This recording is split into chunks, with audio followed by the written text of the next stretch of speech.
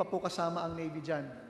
Sa leftmost po, yung isang box po, multiply nyo times 5 ships. Tayo po nasa gitna, pangatlo. Meron pong 10 boxes dyan. I-multiply nyo po sa 5, 50 ships lang po. Ilang patong po ang China, i-multiply nyo po by 5. Ganyan po tayo kakulang versus China. Add to that, we are in the bottom 5 in spending the least for defense out of 14 countries in East Asia and the Pacific. Halos di ko na nga po makita ang bar graph kung magkano po ang ginagastos natin nitong taong 2013 lamang. The Philippine government considers the Spratly Group vital to the defense of its western perimeter, as well as to our economic survival. Ngayon po, tinatayang 1,500 troops from all claimant countries are deployed to anywhere from 45 to 52 positions in the Spratlys. Since 1971, the Philippines has occupied 9 out of its 53 claimed geographical structures. Alam niyo po, as many as 1,000 Marines used to guard Pag-asa and our occupied islands in the South China Sea. Pero noon pa po itong 1990s. Ngayon po, bukod sa Marine Detachment na napakaliit po doon sa Pag-asa, wawalo na lamang doon po sa Ayungin Shoal. Noong 1981 po, we were able to complete a 1,300-meter runway doon po sa tinatawag na Thankyou Island, na kilala natin sa pangalang Pag-asa Island. To this day, since 1991, the runway has not been repaired. And the Department of Foreign Affairs has resisted repeated efforts of the Department of National Defense to rehabilitate it for fear of a backlash.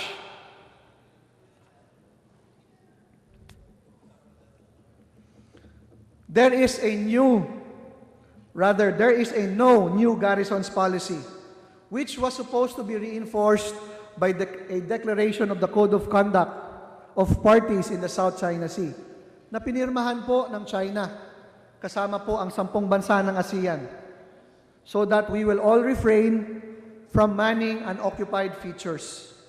Instead of honoring this Code of Conduct, China has wantonly and blatantly disregarded the DOC by way of the following actions. Number 1, they have physically altered the natural state of their occupied reefs and shoals through reclamation and conversion into fortified islands. Pakiano po yung slides. Sige pa. Advance, please. Sige pa. Sige pa.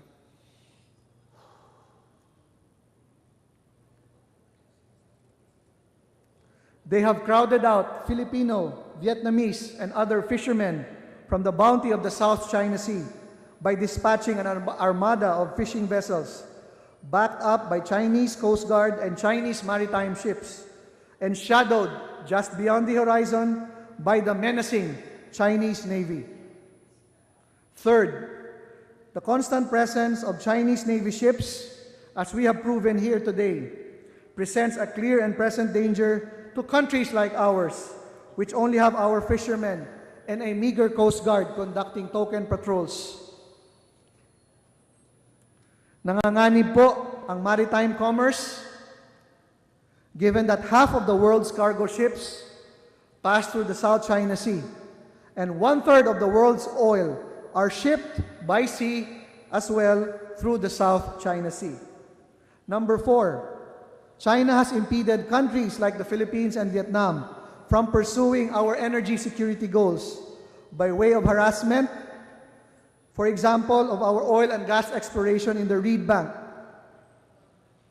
And finally, once China's reefs and shoals become fully operational, naval, Coast Guard, and other maritime vessels will virtually have 24 hours, 7 days a week, and a year-round presence in the area.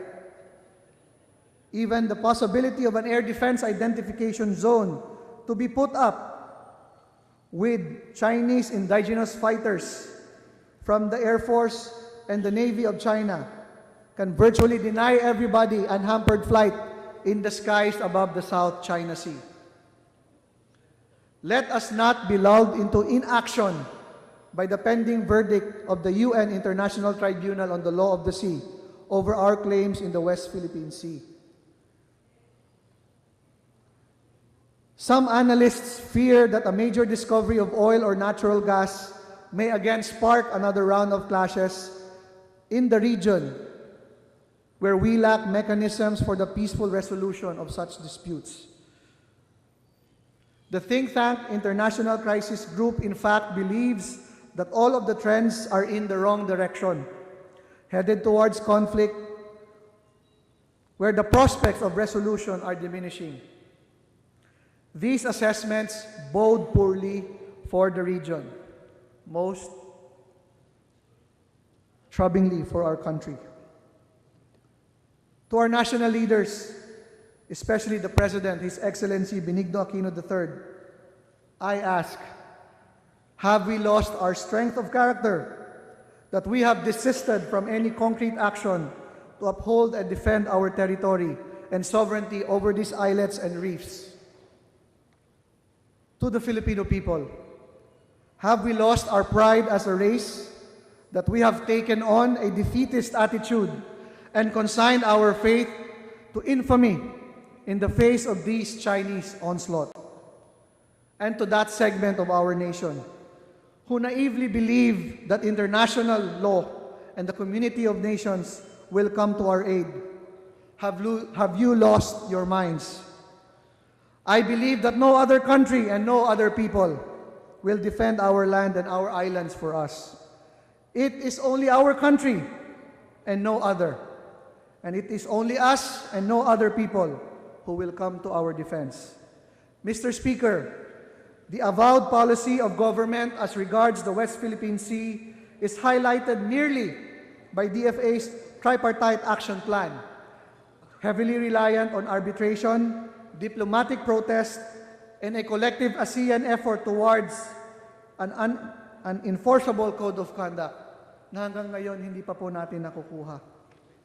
The tripartite action plan of DFA is a no-action plan, unconsciously inviting disaster to befall our nation and unconscionably binding other agencies like the DND, the AFP, the Coast Guard, to name a few, as well as others, to futility. I urge the National Security Council, President Aquino, sir, please convene already and tackle this impending existential threat to our country's territory, sovereignty, and economic well-being. These trying times call to mind our country's experience during World War II and the gallantry and sacrifice of our Filipino soldiers and their allies in the heroic defense of Corregidor and Bataan. On top of Mount Samat stands the Dambana ng Kagitingan. In commemorating this heroism, there lies written on the walls of this shrine these lines that open with a tribute, and I quote, "On this ground, gallant men chose to die rather than surrender. From all corners of the Philippines they came, youthful and brave, to make their last stand in Bataan, and against an implacable enemy which had marched through Asia. What transpired was a ferocious combat between raw, ill-equipped recruits versus a seasoned, well-armed troop. On these tablets is recorded the epic, the truly unifying experience that was Bataan. Let all who read this take pride in the courage of our race." Mga minamahal kong kasama, mga kababayan, the battle cry then was Bataan. Now the battle is Kalayaan, our islands in the Kalayaan Island Group. Let the pride of our race bring forth courage, the courage from which springs forth action. Mark my words, Mr. Speaker, distinguished colleagues, when the Chinese forts and garrisons become online later this year or early next year, tell me if I will be the boy who cried wolf. For I will tell you, the wolves will come, and they will come, and they will be from China. Bataan fell before our time. Let us not allow Kalayaan to fall in our time. Thank you, Mr. Speaker. Salamat po, mga minamahal kong kapwa Pilipino. Thank you, Honorable Acedillo. Majority Leader. Majority Leader. Mr. Speaker, yes, go ahead. I may be allowed to ask a few questions to the gentleman from the party list, Magdalo.